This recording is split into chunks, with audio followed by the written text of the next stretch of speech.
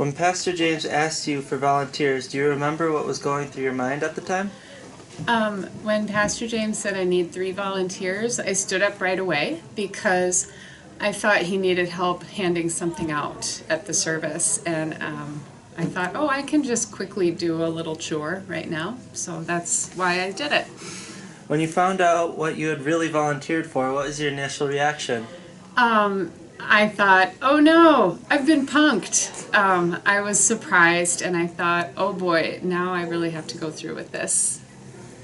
After you had some time to pray about the opportunity you were given, did your feelings change about volunteering? Yes, and the thing that's interesting is I think I went through the stages just like the people in the Bible story, because at first I took my $100 bill home and put it in the kitchen counter and I forgot about it, kind of like the person who buried the talents in the ground, because I just put it away and put it out of my mind because I didn't want to fail and I wasn't sure what to do.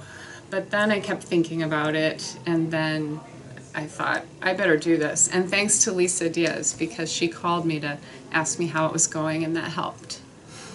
Explain what your idea for the project was.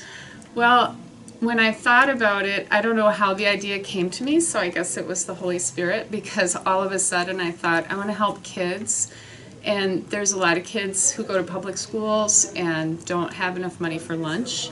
And so I know that there are kids who don't get a lunch because of that. And I've also heard of charities and organizations that help pay for student lunch debt. And so I thought maybe I could do something like that. And that's when I asked Lisa to help me find a school to connect with. What were the reasons you felt this was the project you were supposed to do? I think because I've heard and seen this kind of thing happen. I've even seen it at the school where I work, not really recently, but I've seen the cafeteria workers take a student's lunch and throw it away because they couldn't pay for it. And I thought not having food is a scary thing for a little kid. So it seemed like the right thing to do. Can you share the process that you went through in starting this project? State those who helped you and how the process made you understand your ability to make a difference. Well, I decided to ask people for money, and so I just emailed the first people that came into my head. I didn't want to make it into a really big thing that was really long and drawn out, so I just went with my heart and just emailed the first people I thought of, family members, friends, some people from church. And I told myself I will only ask once, because the last thing I want to do is pester somebody. And within 20 minutes of sending that first email, I had 3 or 4 people who had already said they would give me money or who had electronically sent me money. And it just kept coming in and coming in. So that was it. I just sent out an email.